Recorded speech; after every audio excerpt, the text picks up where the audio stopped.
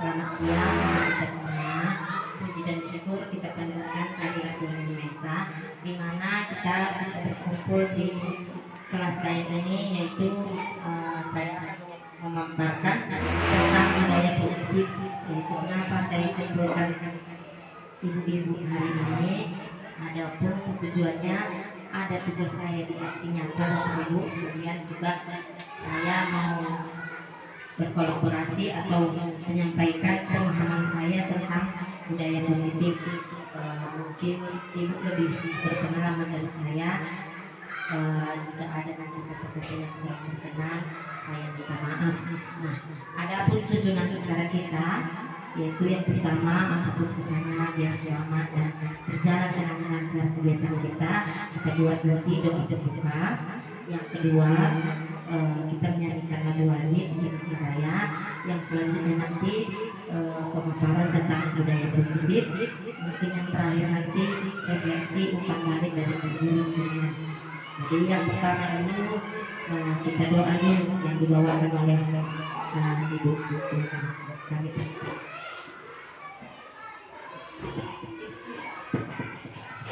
Ibu, mari kita bersama doa. Saya akan berdoa dalam secara kebiasaan. Surga, terima kasih Tuhan yang kesempatan siang hari ini dan sudah berkumpul di kasih Tuhan. Tuhan, kami laksanakan acara kami kiranya Tuhan ikut campur tangan hadir kegiatan kami supaya kegiatan bersama dapat berjalan dengan baik. Lalu ada Tuhan kami Bapa di dalam nama Yesus Kristus kami sudah berdoa. Amin. Ya, terima kasih atas kesempatan. Selanjutnya kita menyanyikan lagu wajib Indonesia Raya. Persilakan ibu-ibu kita bertemu dulu ya. Mari Bu.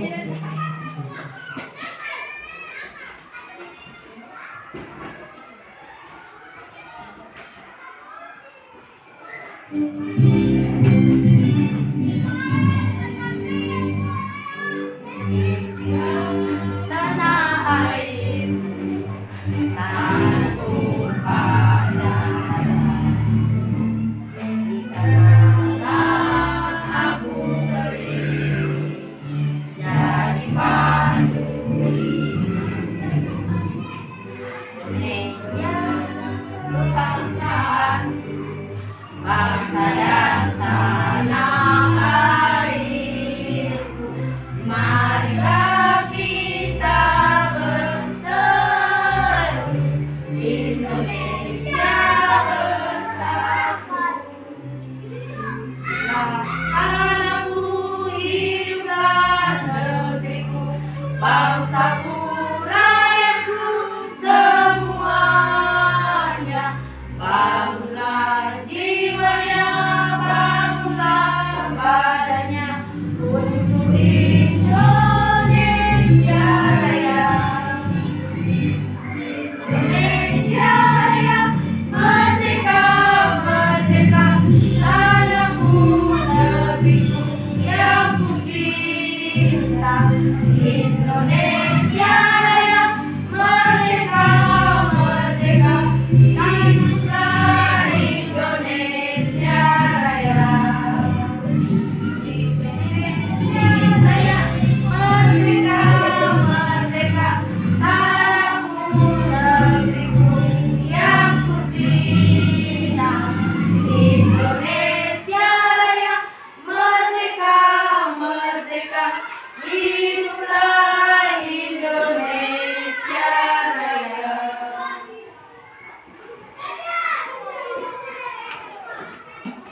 Ya, terima kasih. Mungkin kita langsung saja ya, Bu. Adapun materi kita hari ini yaitu menyebarkan pemahaman dan penerapan pengalaman tentang budaya positif. Pertanyaan pemantik untuk kita semua, apakah Anda setuju dengan pertanyaan ini?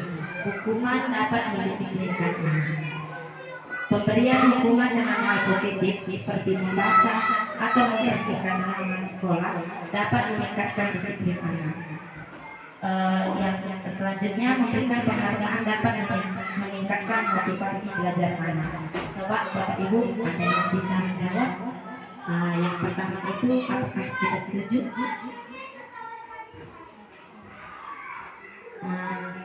Hukuman dapat mendisiplinkan anak. Nggak apa-apa, nggak ada salah atau nggak ada benar kok sama-sama kita. Mungkin kalau menurut saya ya, apalagi tentang perkembangan zaman sekarang, mungkin hukuman ini agak kurang bagus, agak kurang pas saya rasa. Terus selanjutnya pemberian hukuman dengan hal positif seperti membaca atau membersihkan halaman sekolah dapat meningkatkan disiplin anak. Iya, itu saya setuju juga, karena dengan hukuman hal positif seperti membaca atau membersihkan halaman, mungkin anak-anak akan karena dia melanggar peraturan. Tapi sebenarnya menghukum nggak boleh, cuma nanti kita pelajari lagi ya Bapak Ibu, saya pun belum paham sekali. Konsep inti kita hari ini yaitu perubahan paradigma belajar. Selanjutnya nilai-nilai kebajikan, selanjutnya motivasi perilaku manusia, selanjutnya keyakinan kelas, disiplin positif, kebutuhan dasar manusia, posisi kontrol guru, dan terakhir segitiga restitusi. Perubahan paradigma, kegiatan kepala tangan kita yang referensi sedikit kita. Kegiatan kepala tangan ada A dan B, Anda atau teman Anda. Kita bayangkan aja ya. Sobeklah secari kertas kecil, tuliskan benda atau sesuatu yang sangat berharga untuk Anda. Contoh apa yang berharga itu di hatilah. Letakkan di salah satu tangan Anda dan genggam benda sesuatu tersebut dengan segala daya, penuh dengan kepala. Dan teman Anda, kita sebut tadi B, akan mencoba dengan sekuat tenaga, dengan berbagai cara untuk meminta Anda memberikan benda tersebut. Bisa membujuk, mengancam, menghardik, merayu, menyuap, apa saja agar dapat membuka kepala tangan Anda. Apa yang terjadi? Coba Bapak Ibu bisa menjawab. Kalau kalian, kita mengganggamlah, ada satu teman kita ingin membuka. Kalau kita membuka atau menutupnya, mungkin siapa yang melakukan hal tersebut? Mungkin kita ya. Jadi menurut pemahaman saya, Bapak Ibu, yang mengontrol diri kita itu diri kita sendiri, tidak bisa orang lain. Jadi itulah tentang kita kepala tangan kita, kemudian ada teman kita memberikan rayuan atau apapun itu, kalau kita terus melakukan itu tidak akan terguna. Jadi yang mengontrol diri kita itu sendiri, yang bisa mengubah paradigma pemikiran kita itu sendiri, itu kita sendiri kalau menurut saya ya Bu. Terus pembelajaran dengan paradigma baru. Pembelajaran dengan paradigma baru merupakan pembelajaran yang dirancang berdasarkan prinsip pembelajaran berdiferensiasi. Mungkin kata berdiferensiasi ini saya juga baru tahu ya. Sehingga berdiferensiasi sehingga para murid belajar sesuai kebutuhannya berdasarkan tahap perkembangan sesuai teori psikologi modern untuk mewujudkan profil pelajar Pancasila. Mengkonsepsi tentang teori kontrol. Teori kontrol itu yaitu ilusi guru mengontrol murid, ilusi bahwa semua penguatan positif efektif dan bermanfaat, ilusi bahwa kritik dan membuat rasa bersalah mampu menguatkan karakter, ilusi bahwa orang dewasa berhak memaksa. Mengubah paradigma stimulus respon ke pendekatan teori kontrol. Stimulus respon, realita kita semua atau kebutuhan kita sama. Mengubah ke teori kontrol, realita atau kebutuhan kita berbeda. Jadi yang awalnya kebutuhan kita sama jadi berbeda. Semua orang melihat hal sama. Teori kontrolnya setiap orang memiliki gambaran berbeda, sudah pasti ya Bapak Ibu. Karena itulah diferensiasi tadi. Mungkin nanti kita lanjut lagi.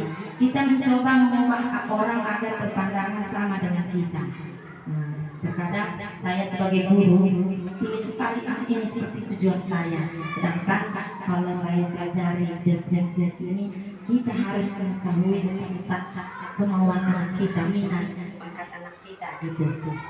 Jadi sampai di mana tadi? Kita mencoba mengubah agar pandangan sama dengan kita.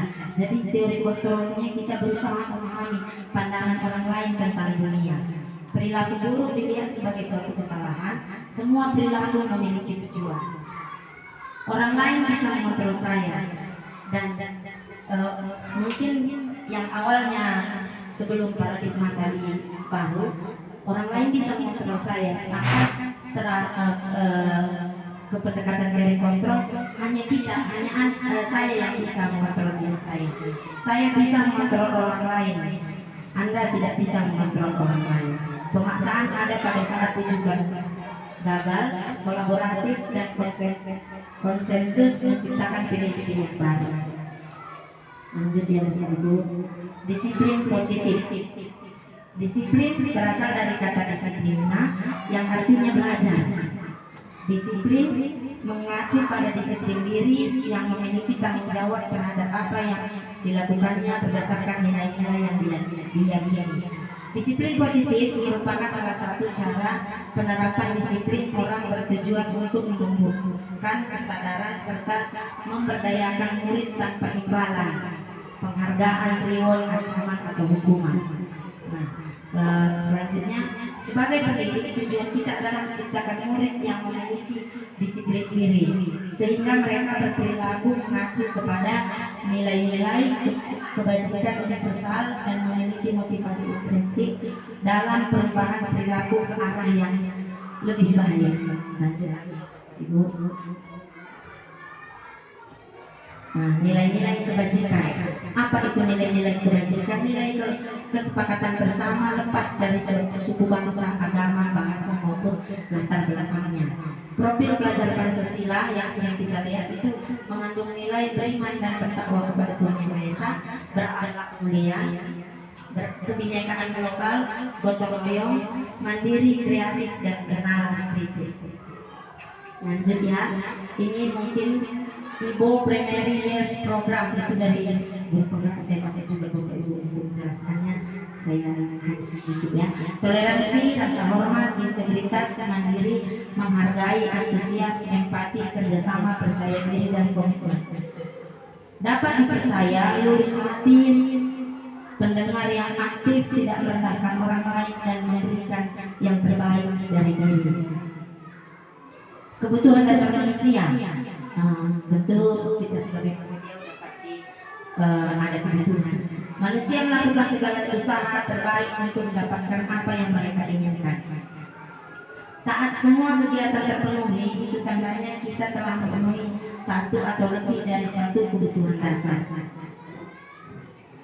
kebutuhan manusia. 5 kebutuhan manusia yaitu yang pertama bertahan hidup, yaitu tentunya kita makan ya, makan, pakaian, tempat tinggal dan keamanan serta kesehatan. Yang selanjutnya kasih sayang dan rasa diterima. Iya, kalau kita hidup ini tanpa kasih sayang kayaknya kurang perhatian ya. Jadi ini juga diperlukan. Itu dipedulikan, berbagi, bersama, menjadi bagian dalam kelompok. Terus penguasaan, harga diri, keinginan untuk dianggap memimpin, berprestasi, diakui dan didengar. Kebebasan, mandiri, memiliki pilihan, mencoba hal baru, mampu mengendalikan arah dirinya. Selanjutnya kesenangan, bermain, humor, antusiasme, tertawa. Motivasi perilaku manusia, motivasi intrinsik untuk menghindari ketidaknyamanan, hukuman, untuk mendapatkan imbalan, penghargaan dari orang lain. Yang mana mungkin kita pilih ini?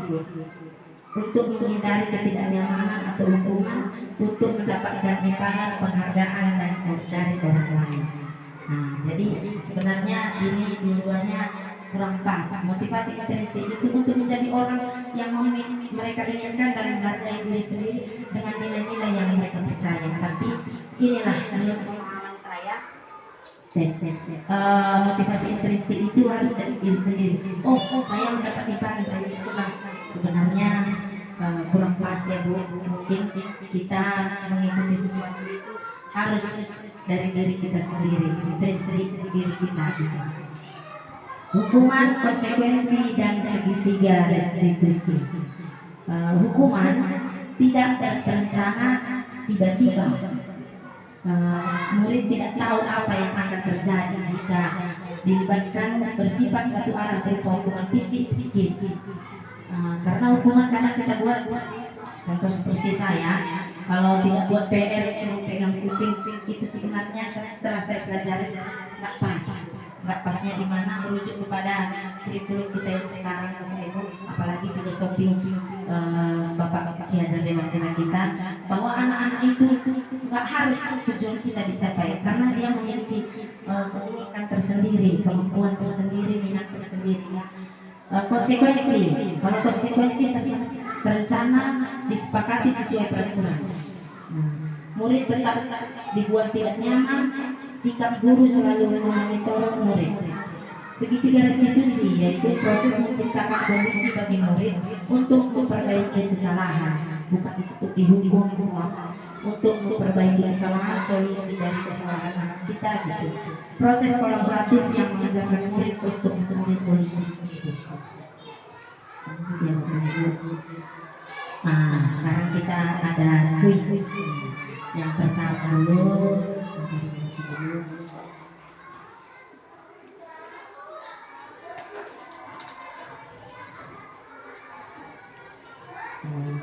coba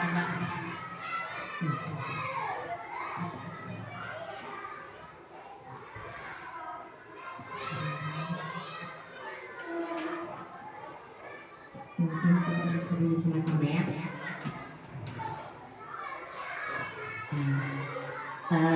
Kita jawab lagi sama-sama. Mencatat 100 kali di dalam buku kalimat, saya tidak akan terlambat lagi karena terlambat. Saya tidak akan terlambat lagi karena terlambat di sekolah. Itu termasuk hukuman, sudah dijawab ya. Lari mengelilingi lapangan basket 2 kali karena terlambat hadir di sekolah. Menurut Bapak Ibu, hukuman atau konsekuensi?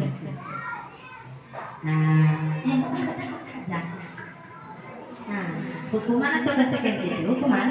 Ya, menurut ibu-ibu hukuman. Nanti kita lihat ya. Terus murid diminta untuk push-up 15 kali karena tidak menggunakan masker di sekolah. Hukuman atau konsekuensi Bu? Pak. Konsekuensi?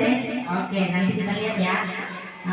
Menggantikan kertas tugas teman yang telah dicoret-coret. Konsekuensi. Coba satu orang. Menggantikan kertas tugas teman yang telah dicoret-coret, menurut saya itu adalah konsekuensi. Konsekuensi ya. Karena sudah dia di situ nilai kebajikannya kebajikannya itu tanggung jawab ya, karena sudah merobek mencoret-coret teman kertas temannya ya. Lanjut ya. Terus membersihkan tumpahan air di meja tulis karena tersenggol pada saat belajar. Coba dibacakan ulang ya, karena terlalu semangat sih dibacakan dulu, harus ya. Membersihkan tumpahan air di meja tulis karena tersenggol pada saat belajar, itu konsekuensi. Kita lihat jawabannya ya. Mungkin selanjutnya murid disuruh untuk mengenakan sepatu seharian di sekolah. Siapa yang bisa? Nggak ada salah Bapak Ibu. Antara konsekuensi dan hukuman nanti kita nggak ada berarti salah. Ayo, siapa yang bisa menjawab? Mungkin ini laki-laki ini terus. Siapa yang bisa? Si terakhir, ibu ini yang terakhir katanya. Coba siapa ya? Murid disuruh untuk mengenakan sepatu seharian di sekolah karena tidak mengenakan sepatu hitam. Menurut saya konsekuensi. Ya. Menurut ibu ini konsekuensi. Mungkin yang terakhir ya, lari mengelilingi lapangan basket 2 kali karena terlambat 10 menit ke pelajaran PJOK. Kalau menurut saya itu hukuman. Hukuman karena pelajaran PJOK juga itu ya. Coba kita lihat ya Bapak Ibu.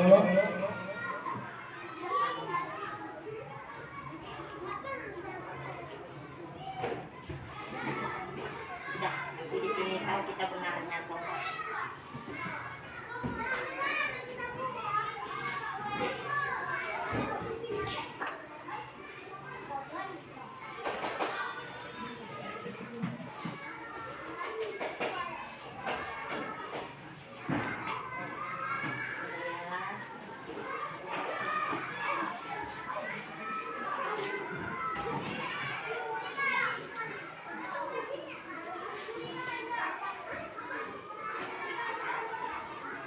Oke, kita jawab sama-sama ya.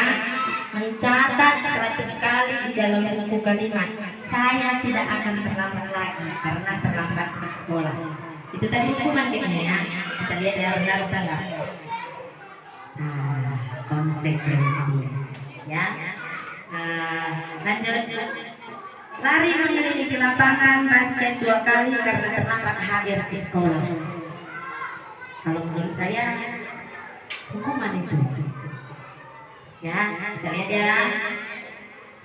Oke, hukumannya Bapak Ibu, membersihkan coretan yang dibuatnya di meja tulis. Itu sudah pasti konsekuensi ya, karena dia nilai tanggung jawab di situ. Kalau lari di lapangan itu kayaknya kurang pas ya, itu baru konsekuensi. Oke, lanjut ya. Murid diminta untuk push up 15. Iya, hukuman. Coba kita lihat itu ya. Oke, hukuman jawabannya ya. Lanjut, menggantikan kertas tugas teman yang telah dicoret-coret. Itu udah pasti konsekuensinya. Oke, betul. Lanjut ya. Berjemur di lapangan basket pukul 12 siang karena mengobrol dengan teman. Iya, kayaknya udah paham ya Bu ya. Oke, lanjut ya. Murid diminta bertelanjang kaki sepanjang hari karena tidak menggunakan sepatu waktu hitam sesuai dengan peraturan sekolah. Nah, disuruh nggak usah pakai sepatu. Itu tujuannya ke nilai, mengandung nilai-nilai kebajikan nggak? Kalau menurut saya hukuman. Oke, hukuman yang bukan saya. Berdiri di depan kelas sambil mengangkat kaki satu karena tidak bisa menjawab pertanyaan. Iya, hukuman yang ya. Oke, lanjut. Membersihkan tumpahan air di meja tulis karena tersenggol pada saat belajar. Iya, konsekuensi karena dia bertanggung jawab di situ. Nilai-nilai cita-cita. Oke, lanjut. Kehilangan 10 menit jam istirahat untuk mengerjakan tugas. Jadi jam istirahat dia 10 menit enggak istirahat karena terlambat datang dan tertinggal pelajaran selama 10 menit. Konsekuensi ya, saya harus paham dengan ibu. Oke, lanjut ya Bu ya. Lanjut Bapak Ibu, saya bilang Bu, duduk di bangku pinggir lapangan pada jam istirahat, tidak diizinkan bermain oleh guru piket karena mencederai teman saat bermain di lapangan. Saya juga bingung. Duduk di bangku di pinggir lapangan pada jam istirahat, tidak diizinkan bermain oleh guru piket karena mencederai teman saat bermain di lapangan. Sanksi. Oke. Betul. Lanjut. Terlambat hadir di pembelajaran daring 15 menit dan diminta untuk tinggal 15 menit sesudah kelas usai untuk membahas ketertinggalan pembelajaran. Karena dia terlambat, dia bertanggung jawab lama pulang. Kayaknya konsekuensi ya. Oke. Lari mengelilingi lapangan basket 2 kali karena terlambat 10 menit untuk pelajaran PJOK. Kita lihat kitnya menurut saya karena walaupun itu PJOK jangan lari. Tapi kita lihat ya. Nah, hukuman tadi ya. Tadi kita bilang konsekuensi. Gimana ya? Menurut saya hukuman juga. Itulah. Itu makanya Bu, saya pun belum paham sekali. Makanya sama-sama belajar kita. Karena itu pelajaran PJO ya, saya lupa. Membersihkan WC sekolah karena mematahkan pensil kawannya. Itu dia patahkan pensil kawannya, disuruh bersihkan apa? Jadinya hukuman itu. Kurasa ya Bu ya. Saya pun belum paham. Menurut pendapat saya hukuman. Oke, hukuman ya Bu ya. Oke, ada dua kita salah. Oke Bapak Ibu, kita lanjut ya.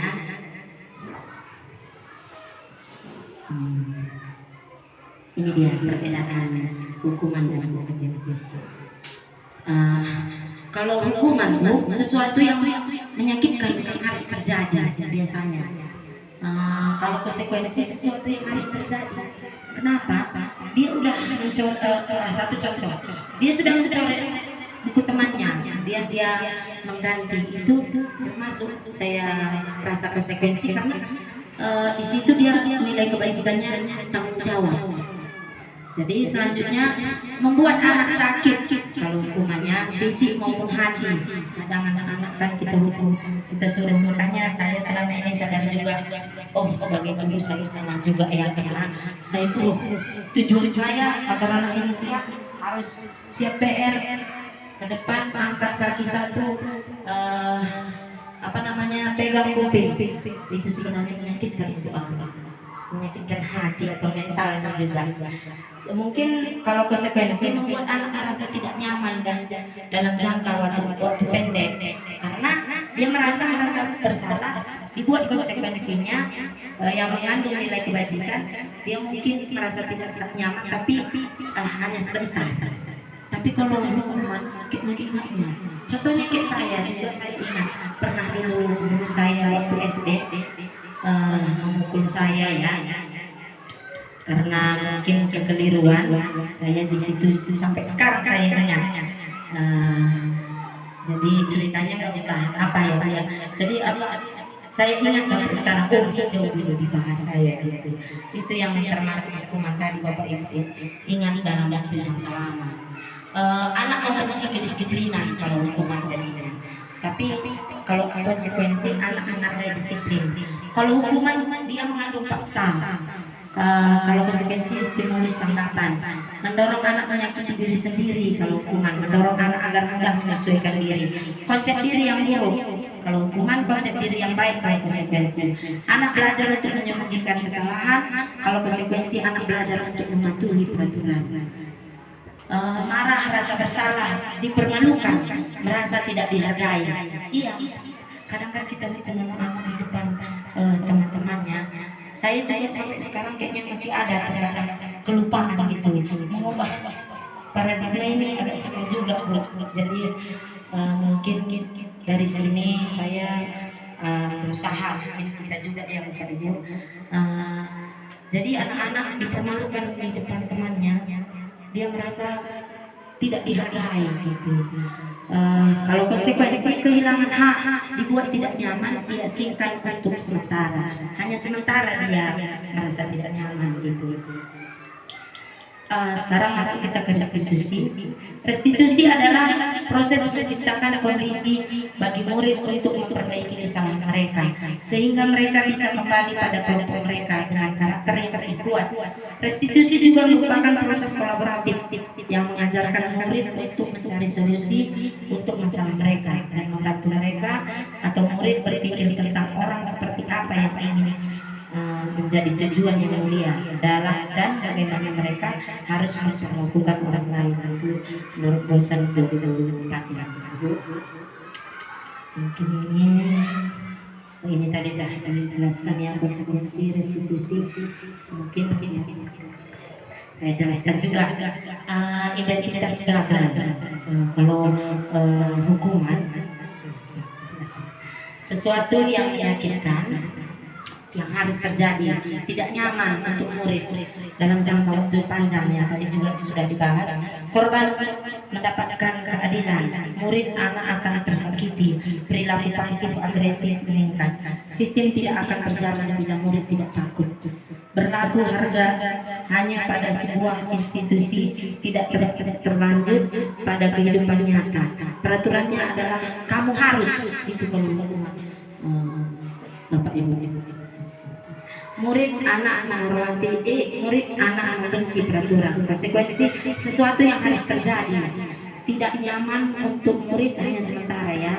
Korban bisa diabaikan. Murid anak dibuat tidak nyaman, tapi hanya sementara, Bu.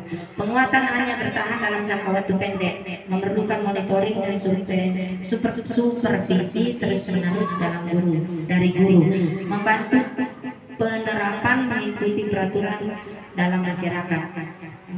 Apa peraturan? Mampukah kamu melakukannya? Terima kasih. Murid anak menghormati peraturan. Restitusi merupakan pilihan, menguatkan untuk murid anak dalam jangka waktu panjang. Korban mendapatkan ganti, murid anak mendapatkan penguatan, masalah dipecahkan. Murid belajar bertanggung jawab untuk perilakunya, fokus pada pemecahan masalah dalam jangka waktu panjang. Apa yang kamu yakini, apa yang bisa kamu lakukan untuk memperbaiki masalah ini. Murid anak menghormati dirinya dan orang lain. Nah, mungkin Bapak Ibu belum paham sekali, saya pun juga jadi sama-sama belajar ya. Nanti di sini ada restitusi segitiga restitusi Ciri-ciri restitusi, Bu, bukan hanya untuk menebus kesalahan, namun untuk belajar dari kesalahan, memperbaiki hubungan, tawaran bukan paksaan. Kalau restitusi menuntut untuk melihat ke dalam diri, restitusi mencari kebutuhan dasar yang mendasari tindakan. Restitusi diri adalah cara yang paling baik. Restitusi fokus pada karakter bukan tindakan. Restitusi fokus pada solusi. Restitusi mengembalikan murid yang berbuat salah pada kelompoknya. Lanjut ya. Keyakinan kelas. Ya. Ada juga keyakinan kelas, sedikit saya bahas dulu. Saya juga waktu di Jumniti, saya nggak ngerti ini apa keyakinan kelas. Saya nggak paham apa yang keyakinan kelas. Ternyata di kurikulum Merdeka ini kita ada keyakinan kelas. Sebenarnya dari kemarin-kemarin juga kita buat tak salah.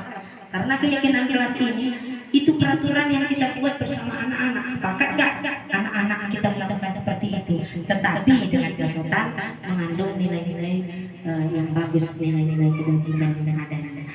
Bu. Jadi kita membuat keyakinan kelas itu nggak harus tujuan kita, hanya sendiri kita buat. Tetapi ada kesepakatan kita bersama murid. Nah, anak-anak, apa yang menjadi keyakinan kelas kita itu kita contohkan nanti mungkin di kelas kita ya Bapak Ibu, karena nanti di kurikulum Merdeka ini itu ada keyakinan kelas. Jadi anak-anak sepakat nggak kita melakukan ini? Contoh, datang tepat waktu ke sekolah. Sepakat nggak anak-anak? Setuju nggak anak-anak gitu? Pasti setuju ya. Tapi kalau dengan keyakinan kelas ini kita buat keyakinan kelas bersama, tetapi mereka melanggar, kita kasih konsekuensinya, mereka akan menerima. Kadang kita buat peraturan itu kita sendiri, kamu harus gini, kamu harus gini. Jadi di sini juga saya mempelajari bahwa tidak baik seperti ini. Makanya saya juga merasa bersalah sebagai guru selama ini gitu. Mungkin kita belajar bersama-sama ya Bu. Mengapa kita memiliki peraturan yang harus menggunakan helm bila mengendarai kendaraan roda 2? Mengapa kita memiliki peraturan 3M, menggunakan masker, mencuci tangan dan menjaga jarak 1,5 meter? Mengapa kita memiliki peraturan harus datang tepat waktu pada saat mengikuti pelatihan? Untuk mendukung motivasi intrinsik, kembali ke nilai-nilai keyakinan lebih menggerakkan seseorang dibandingkan mengikuti serangkaian peraturan.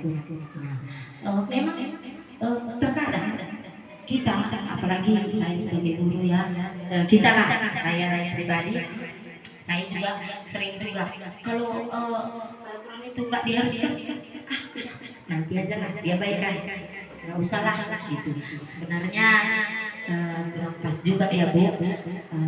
Seperti yang kayak apa platform PMM ya, saya juga mengaku saya meninggalkan itu. Giliran ada kewajiban dikerjakan, saya baru mengerjakan. Nah, itu sebenarnya tidak pas. Kita harus motivasi intrinsik, kita harus menghargai diri kita sendiri. Jadi itu mungkin kedepannya kita akan lebih meningkatkan motivasi intrinsik kita ya Bu.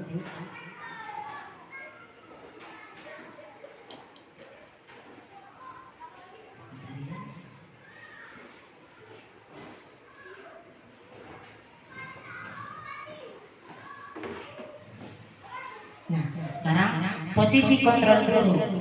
Posisi kontrol guru, penghukum, pembuat rasa bersalah, teman, pemantau, manajer. Nah, di sini mungkin apa namanya ada 5 posisi kontrol guru, Bu. Mungkin kalau sebagai penghukum, pembuat rasa bersalah, teman, pemantau, manajer. Kalau Ibu cocoknya yang bagusnya kita sebagai penghukum, kayaknya enggak ya Bu ya. Nah, jadi di sini nanti kita lanjutkan pelajarannya ya Bu. Nah, contoh penerapan posisi kontrol guru. Kasus, ini kasusnya ya. Siswa tidak memakai atribut lengkap. Kalau penghukum biasanya itu kalau posisi kontrol guru penghukum biasanya rumah kerja selama 1 jam atau yang lain-lain. Nah, jadi kurang pas juga. Tetapi kalau membuat rasa bersalah itu sebenarnya kurang pas, tapi kita baca sama-sama. Berapa kali ibu harus memberitahu kamu selalu saja berbuat salah. Contoh yang lainnya itu sebagai pembuat rasa bersalah. Lanjut sebagai teman. Ayo dong ikuti aturan sekolah. Sekali ini saya bantu, sekali ini saja bantu ibu ya. Pernah juga saya lakukan itu. Semua kayaknya pernah kita lakukan dari posisi penghukum, apa namanya tadi sebagai pembuat rasa bersalah, lanjut sebagai teman, pemantau. Kamu sudah tahu aturan sekolah dan konsekuensi kan. Sekarang beli atribut baru di koperasi sekolah. Ya, kayaknya pernah juga saya lakukan. Kamu udah tahu ya, kita di sini seragam loh, nggak boleh gitu. Jadi terakhir ya. Sebagai manajer, nah, kalau sebagai manajer kita harus tahu apa kamu tahu kesalahan kamu. Kita menegur anak itu, tahu kan kesalahan kenapa saya panggil aku, kenapa saya panggil kamu ke sini, bagaimana kira-kira kamu memperbaikinya. Kita tanya baik-baik, mungkin itu ibarat Bu. Jadi lanjut ya. Posisi kontrol apakah aku? Saya kecewa sekali dengan kamu. Tidak ya. Ini kalau saya lanjut, kalau saya kecewa sekali dengan kamu, membuat rasa bersalah. Lanjut ya. Ayo lakukan dengan ibu. Itu posisi kontrolnya teman. Ya. Kalau itulah satu tadi contohnya ya Bu. Sekarang masuk ke peraturan. Nah, apa itu keyakinan kelas? Mungkin tadi saya juga jelaskan ya Ibu tadi. Keyakinan kelas adalah sesuatu yang diyakini bersama. Kita bersama-sama membuat keyakinan kelas itu yang berasal dari penyatuan pikiran untuk menjadi nilai-nilai kebaikan untuk diturunkan di kelas. Keyakinan kelas berisikan kesepakatan bersama yang menjadi keyakinan kelas.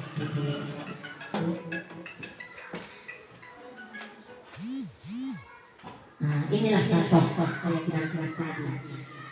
Harus menutup pintu, tidak boleh mengajak teman, jangan buang sampah sembarangan, kita salah apa ya.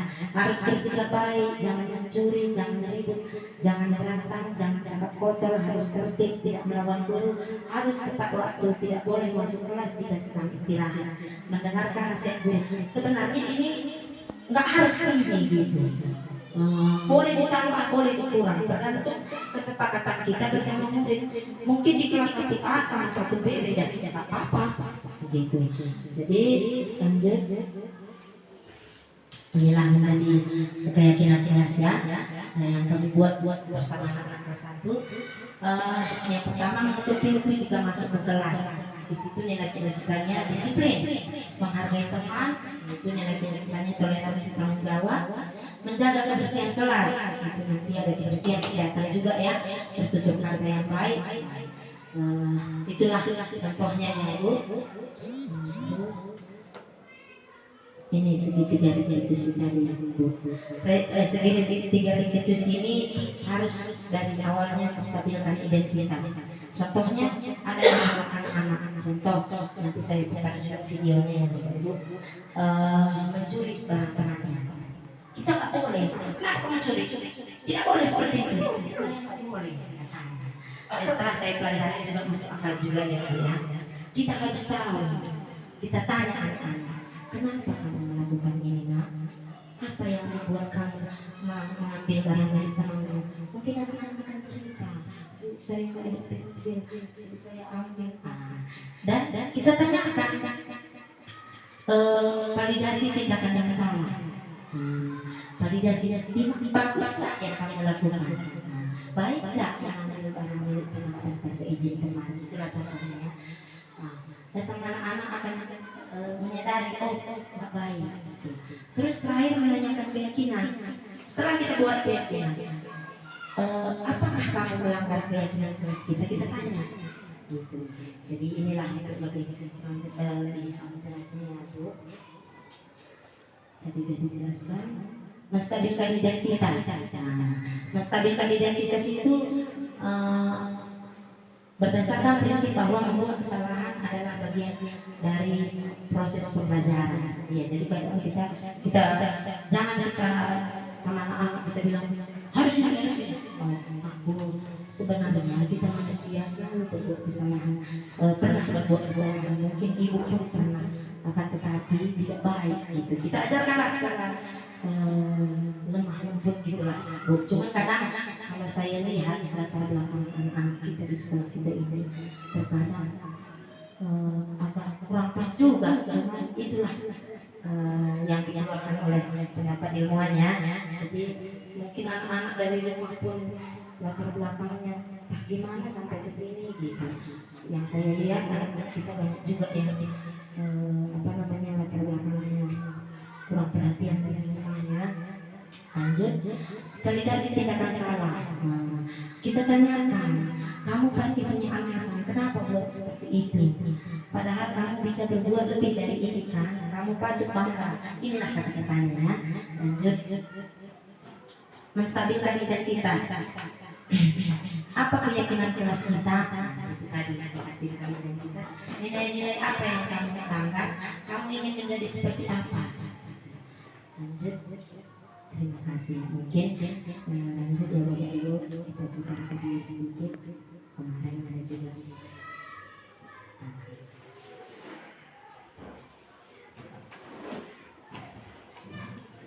Lanjut ya. Video dulu ya. Sedikit.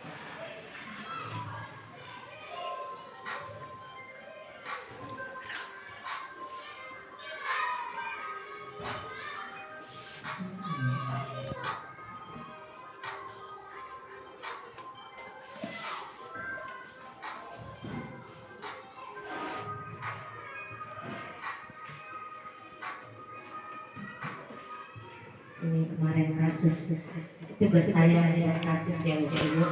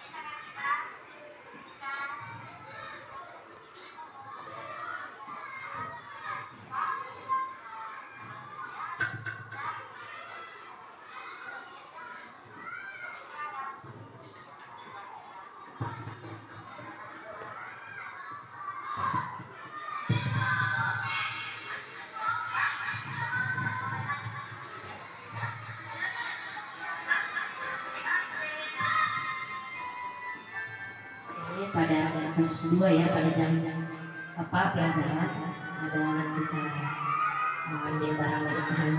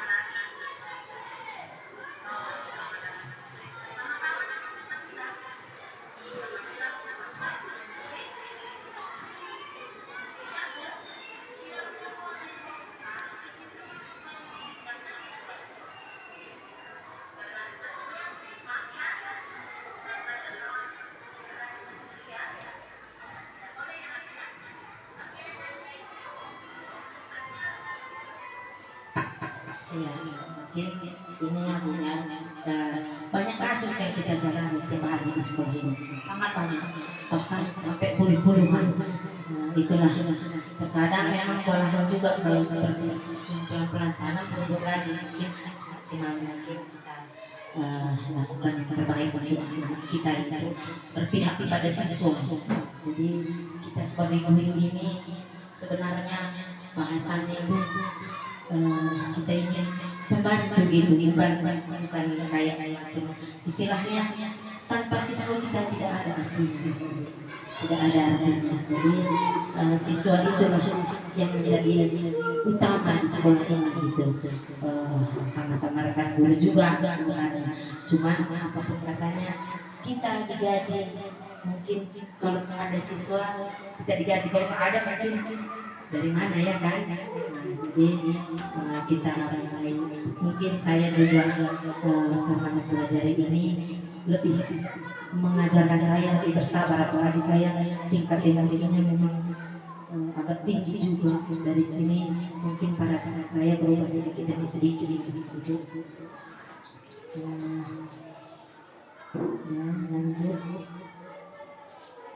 sebentar itu.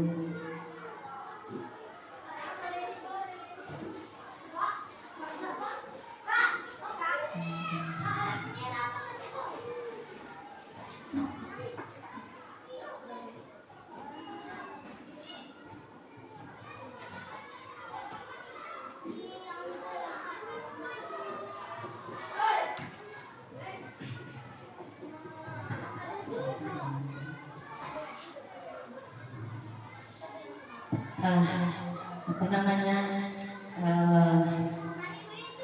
mungkin saya cerita sedikit ya Bu,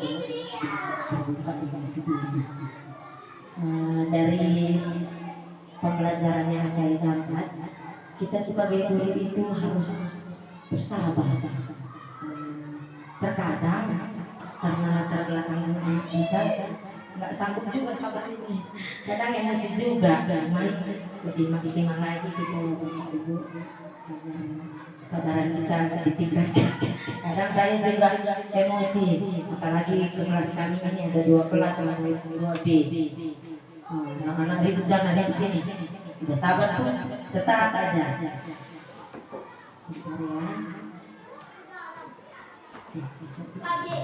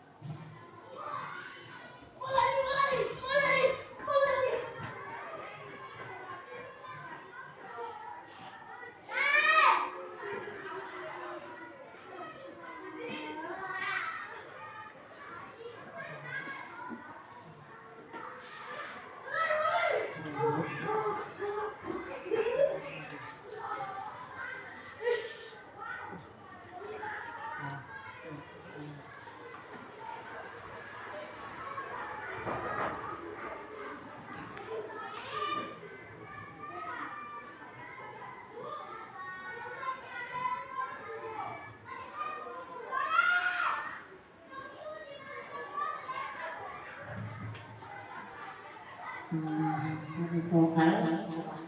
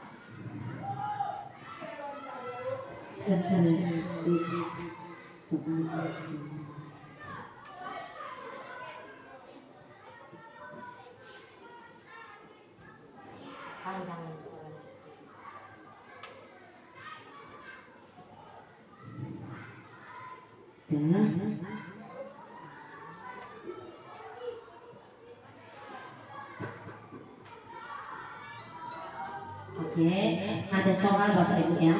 Guru matematika dan wali kelas B, Ibu Santi sakit, sehingga tidak dapat masuk dalam dan mengajar. Akhirnya dicarikan guru pengganti, Ibu Eni. Ibu Eni baru 2 tahun menjadi guru di SMP. Beberapa murid perempuan, Vivi dan Natali, mengetahui hal ini dan mulai menggunakan kesempatan dan bersikap seenaknya, tertawa dan tidak mengindahkan kehadiran Ibu Eni. Ibu Eni mencoba menyapa Vivi dan Natali dengan ramah sambil mengingatkan mereka untuk tetap fokus pada pengerjaan tugas. Ayo, tugasnya dikerjakan. Nanti Ibu ditegur Bapak Kepala Sekolah kalau kalian tidak mengerjakan tugas. Tolong bantu Ibu ya. Namun Vivi dan Natali malah jadi tertawa. Ah, Ibu santai aja, Bu. Mereka tetap tidak mengerjakan tugas dan malah mengobrol. Lanjut ya. Kita panjang.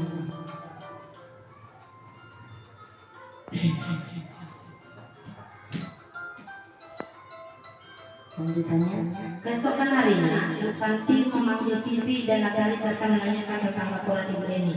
Ibu Santi menanyakan kepada mereka. Ibu Santi memanggil Vivi. Keesokan harinya, Ibu Santi memanggil Vivi dan Natali serta menanyakan tentang laporan Ibu Eni. Ibu Santi menanyakan apakah mereka bersedia melakukan memperbaiki permasalahan yang ada. Vivi dan Natali sempat ragu-ragu dan membela diri, namun pada akhirnya mengatakan akan meminta maaf. Ibu Santi menanggapi bahwa tindakan itu boleh saja dilakukan bila mereka sungguh-sungguh ingin meminta maaf. Namun Ibu Santi menanyakan kembali apa yang mereka bisa lakukan untuk menggantikan rasa tidak dihormati Ibu Santi. Baik Vivi maupun Natali mengakui bahwa perilaku mereka tidak sesuai dengan keyakinan kelas. Ibu Santi melanjutkan kembali apa yang akan mereka lakukan untuk memperbaiki masalah. Apakah ada gagasan? Lanjutannya, setelah berpikir sejenak, Natali dan Vivi mengusulkan bagaimana kalau mereka mengadakan sebuah diskusi kelompok dengan teman-teman sekelasnya. Teman yang mereka pilih adalah penerapan keyakinan kelas, terutama tentang sikap saling menghormati dan bagaimana penerapannya di kehidupan sehari-hari di sekolah. Usulan kedua adalah mengirim email kepada Ibu Eni tentang gagasan mereka tersebut. Mereka pun memberitahu Ibu Eni bahwa mereka telah memberitahu kepala sekolah Pak Hasan. Bila lain waktu ada ketiadaan guru, maka mereka akan mengusulkan Ibu Eni sebagai guru pengganti.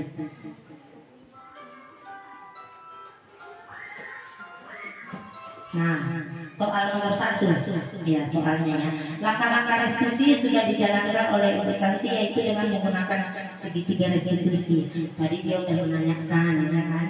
Terus memvalidasi keadaan, Ibu Santi menanyakan apakah mereka bersedia melakukan memperbaiki permasalahan yang ada. Vivi dan Natali sempat ragu-ragu dan membela diri, namun pada akhirnya mengatakan minta maaf. Menanyakan keyakinan. Nah, di situ tadi Ibu Santi juga menanyakan keyakinannya. Bapak Ibu mereka lakukan untuk memperbaiki masalah dan apa gagasannya. Ya, mungkin hanya inilah yang saya dapat jelaskan kepada ibu-ibu semua.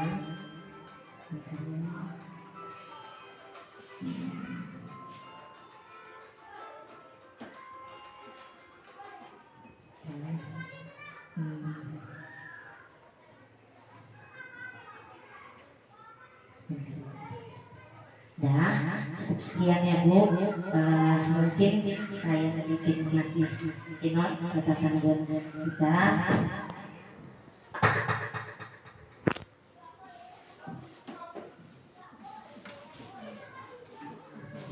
Mungkin ibu-ibu tuliskan sedikit refleksi yang didapat hari ini ya Bu. Ya ada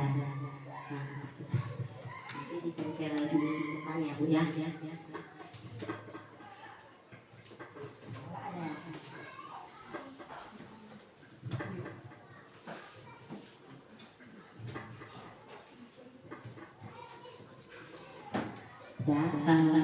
Ya, sisi kita simpulkan.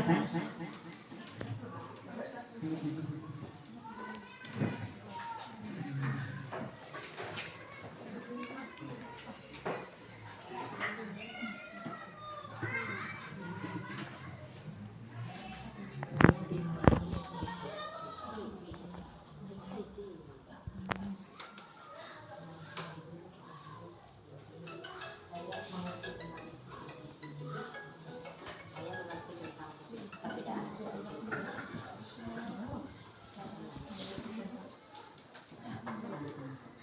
Jadi mungkin apa yang akan ibu dapat hari ini sedikit saja Bu. Kalau ada pendapat enggak mungkin.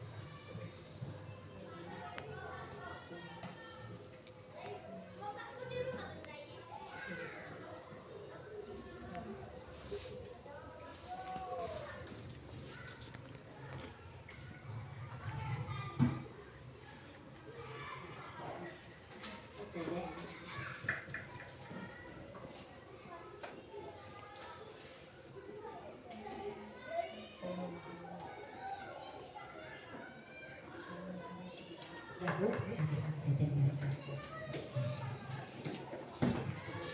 tempel di sini aja Bu kalau susah Bu ya.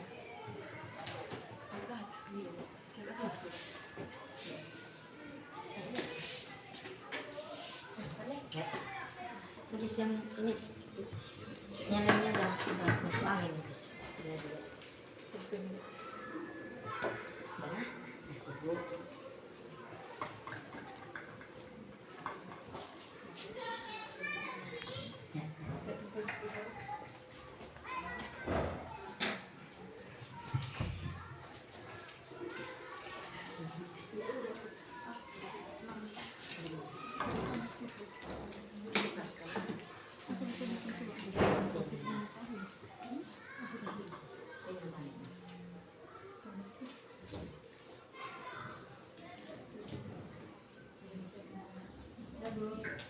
Terima kasih Bu.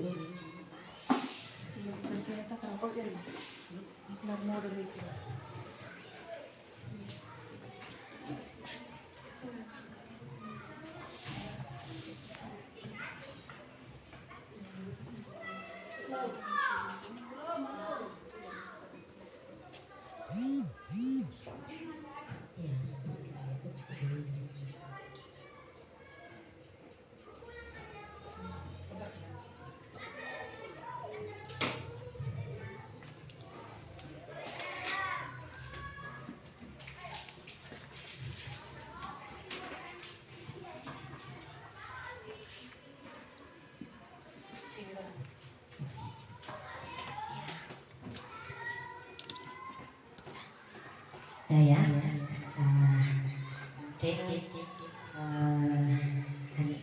Hanya sampai sini pertemuan kita. Lebih kurangnya saya mohon maaf. Saya hanya manusia biasa, seperti Tuhan. Jika ada kata-kata yang tidak berkenan untuk Ibu, saya sangat mohon maaf dan sangat berterima kasih atas kesediaannya Ibu untuk mengikuti penerapan tentang budaya positif ini. Tanpa Ibu, saya tidak ada.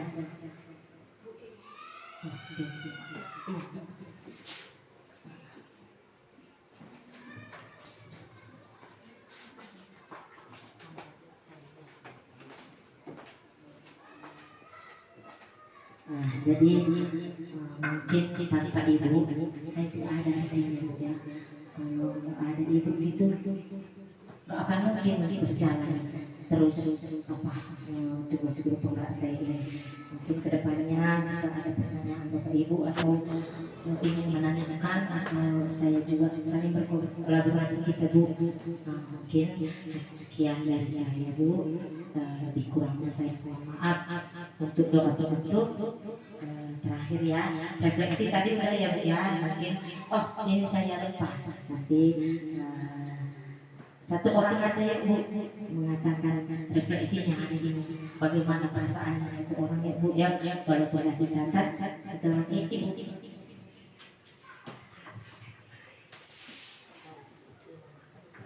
Terima kasih dengan yang hal yang saya dapatkan hari ini. Terima kasih atas waktu dan kesempatannya. Hal yang dapat saya terima pada hari ini itu dengan mengikuti penerapan budaya positif, saya lebih memahami apa itu perbedaan dari hukuman dan konsekuensi. Kemudian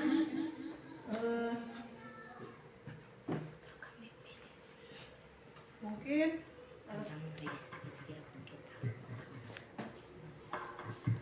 kemudian tentang segitiga restitusi, di mana di situ adanya validasi tindakan yang salah, menanyakan keyakinan dan menstabilkan identitas.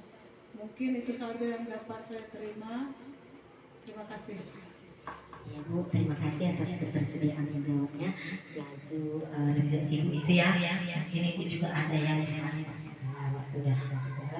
Lagian ini udah dituliskan tentang segitiga restitusi. Ada yang katakan mengetahui perbedaan antara hukuman dan sanksi. Itu satu lagi mengetahui segitiga restitusi.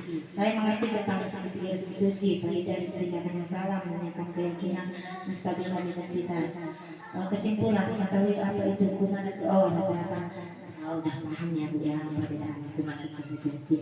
Mungkin lebih kurangnya saya mohon maaf. Terakhir doa penutup ya. Baik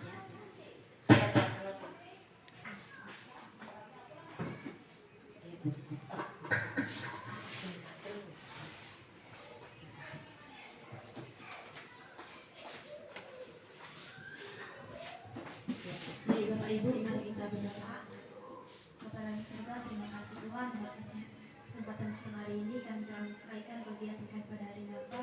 Terima kasih buat ilmu yang sudah kami terima, kiranya dapat kami terapkan untuk kegiatan proses pembelajaran kami selanjutnya ya Bapa. Melalui doa dan permohonan kami ya Bapa, di dalam nama Yesus Kristus kami sudah berdoa. Amin.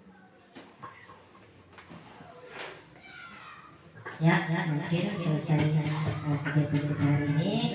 Lebih kurangnya saya mohon maaf jika ada nanti untuk selanjutnya saya juga minta tolong kesediaan Ibu ya semuanya. Terima kasih. Mungkin ada sedikit bahan cemilan Bu